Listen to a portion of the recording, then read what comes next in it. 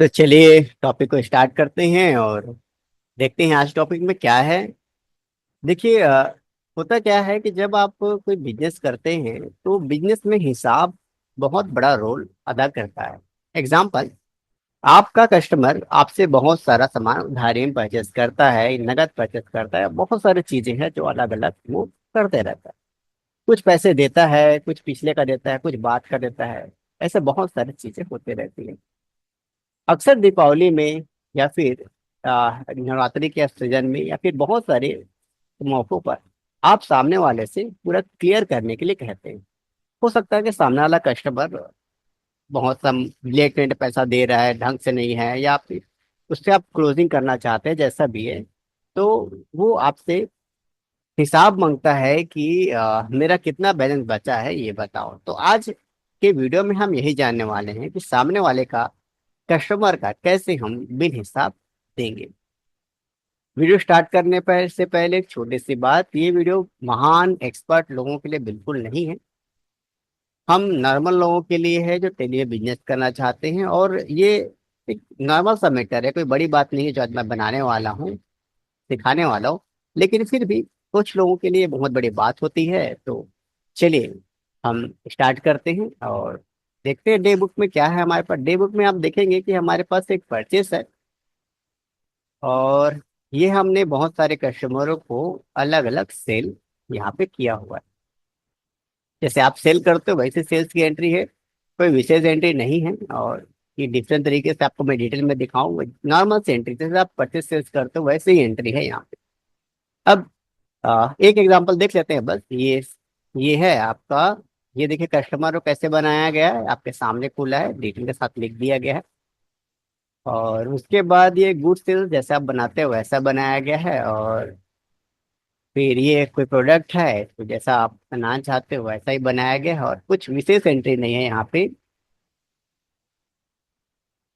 तो चलिए अभी आगे यहाँ से बढ़ाते हैं। और अब इसके बाद जैसा ही आपका ये काम हो जाए तो आपको बस एक छोटा सा काम करना है। आप नीचे डिस्प्ले मोड रिपोर्ट में जाएं। अब देखो मैं जो आपको रिपोर्ट यहाँ पे दिखा रहा हूँ कि यहाँ जाना है, जरूरी नहीं कि आप वहां जाएं।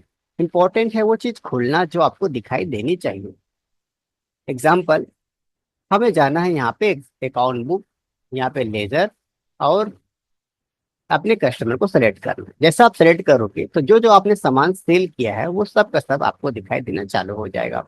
अब हमें बताना है कि कौन से बिल का कितना है। तो यहाँ पे देखो अलग से दिया है बिल बाय डिटेल, इसे क्लिक कर देंगे तो कौन कौन से बिल का कितना कितना बचा है ये आपको दिख जाएगा। अब इंपॉर्टेंट याद रखिएगा, इंपॉर्टेंट मैंने कहा है कि रिया की एंट्री खोलनी चाहिए, और बहुत सारे तरीके से रिया की एंट्री खुल सकती है। तो जरूरी नहीं है कि इस तरीके से हम काम करें। हम ये रजिस्टर ओपन कर सकते हैं तो भी एंट्री दिखाई देगी हमें। इंपॉर्टेंट है उस एंट्री को ओपन करना और देखना।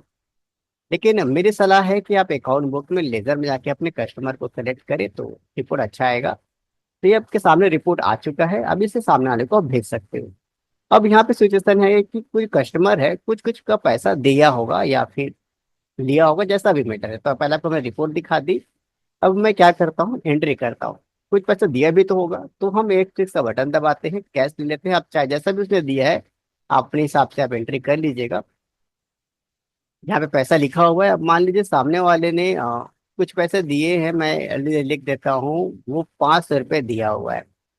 अब यहाँ पे देखिए अलग अलग बिल है कि किसका 500 रुपये दिया है। तो मैं मान लेता हूँ कि फर्स्ट बिल का 500 रुपये उसने दिया है, और इसको मैं करता हूँ सेव। अब इस एक एंट्री से क्या इफेक्ट पड़ने वाला है उसे भी आप देखिए। ये इसलिए मोड रिपोर्ट में जाइए, और जैसे मैं कह रहा हूँ वैसा फॉलो कर सकते हैं और अपने कस्टमर को सेट कर सकते हैं।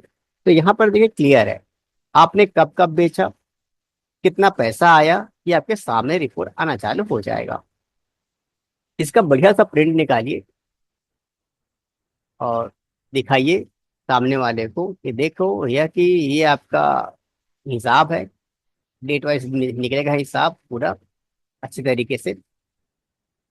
तो ये हो गया। अब यहाँ पे हमें बिल वाइज बस क्लिक कर देना है तो ये बिल का डिटेल दिखा देगा।